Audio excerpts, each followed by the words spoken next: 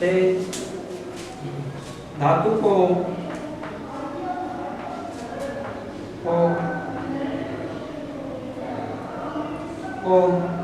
विस्थापित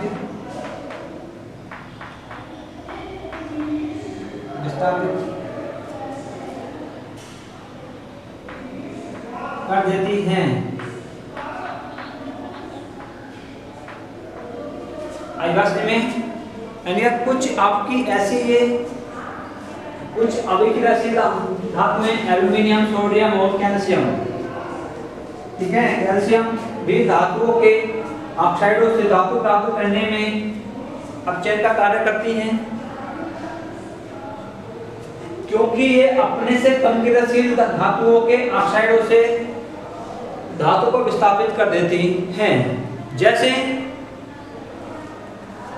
इसको नोट करिए एक मिनट।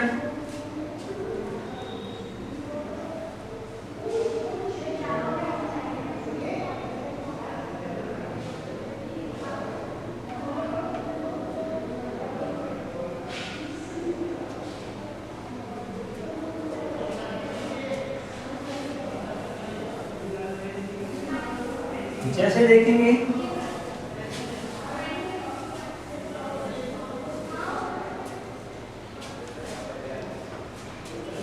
MnO2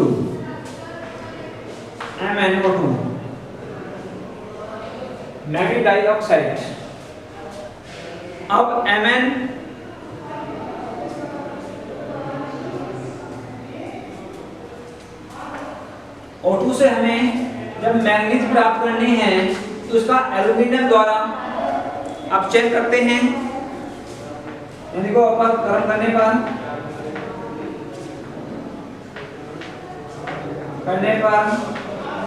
तो क्या होता है, मैग्नीज प्राप्त होती है एंड Mn प्राप्त होती है और Al2O3 निकलता है। और प्लस में क्या निकलती है, ऊष्मा, हीट। आयस में तो मैं Mn मतलब मैग्नीज धातु प्राप्त हो गई। अब इसको बैलेंस करना है। यहाँ पर 3 है, यहाँ पर 3 लगा दो, यहाँ पर 2 लगाओ, यहाँ पर 3 लगाओ, Al2O3, यहाँ पे 2 लगाओ, यहाँ पे 4 हो गए, यहाँ पे 4 लगाएंगे, ठीक है। इसी प्रकार जो आयरन का ऑक्साइड होता है, Fe2O3, तो Fe2O3 का भी एल्यूमिनियम के द्वारा अपचयन कर दो। गरम करने पर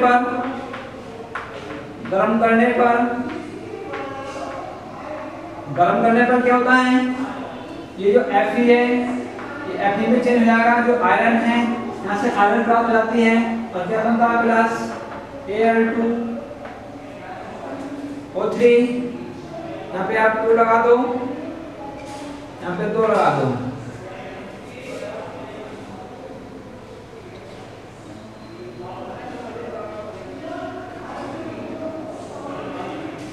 Al2O3 और 2Fe और प्लस में क्या निकलती है, ऊष्मा।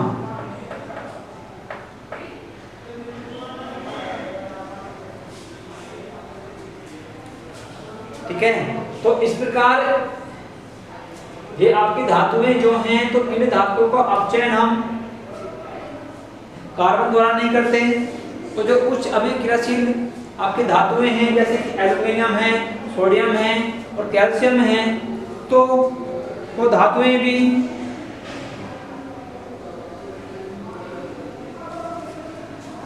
ऑक्साइडों से या उनके जो ऑक्साइड होते हैं तो उनसे मेटल प्राप्त करने के लिए अपचयन का कार्य करती हैं।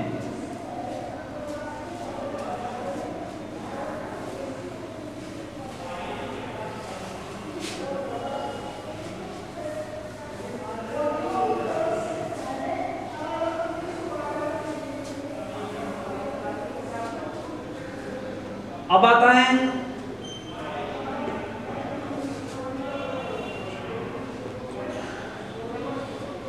सैकड़ता श्रेणी में अगला है सैकड़ता श्रेणी में, सैकड़ता श्रेणी में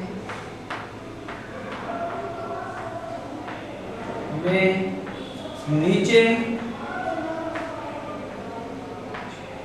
स्थित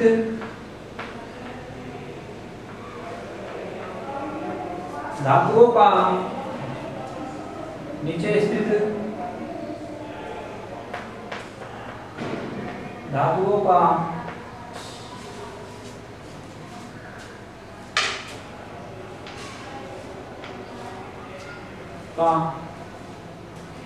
निष्कर्षण, निष्कर्षण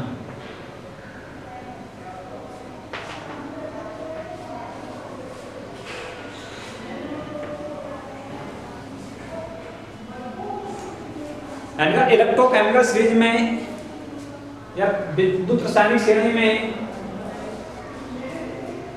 या सैकड़ता श्रेणी में जो धातुएं नीचे स्थित होती हैं तो उनके अयस्क से और धातु कैसे प्राप्त की जाती है, तो उसके अब देखिए यानी कि विद्युत रासायनिक श्रेणी में जो धातुएं नीचे स्थित होती हैं तो वे धातुएं बहुत कम धनात्मक होती हैं और उनके ऑक्सीजन के प्रति जो बंधुता होती है वो भी बहुत निम्न होती है और उनके जो ऑक्साइड होते हैं बहुत कम स्थिर होते हैं। उनके ऑक्साइड और उनके यौगिक कैसे होते हैं, बहुत कम स्थिर होते हैं, जो मात्र गर्म करने से ही उनको अपचेद करने की जरूरत नहीं पड़ती। उनसे मैटर प्राप्त करने के लिए उनका अपचेद नहीं करना पड़ता, मात्र वो गर्म करने से ही जो भी धातु आपको प्राप्त करनी है तो उस धातु में अपघटित हो जाते हैं। जैसे HgO, मर्करी ऑक्साइड, ये सैकड़ता श्रेणी में कहाँ है, नीचे स्थित है।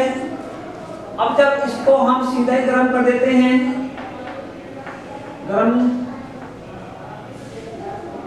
करने पर तो क्या होता है, ये मरकरी में, Hg में और ऑक्सीजन निकल जाती में क्या होता है, अपघटित हो जाता है। इसी प्रकार जिंक का ऑक्साइड होता है, नहीं चांदी का ऑक्साइड होता है, चांदी Ag2O, और जब इसका हम तापन करते हैं या गर्म करते हैं तो यो सीधा चांदी में ऑक्सीजन गैस निकल जाती है। तो ये धातुएं हुए हैं जो विद्युत रासायनिक श्रेणी में नीचे स्थित हैं।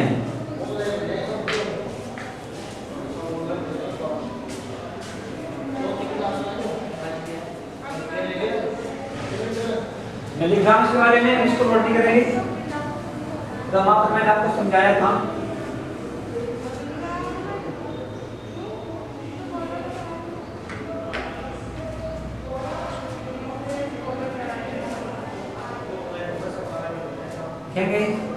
सैकड़ता श्रेणी में, सैकड़ता श्रेणी में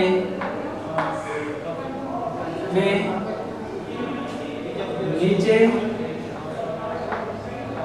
स्थित धातुएं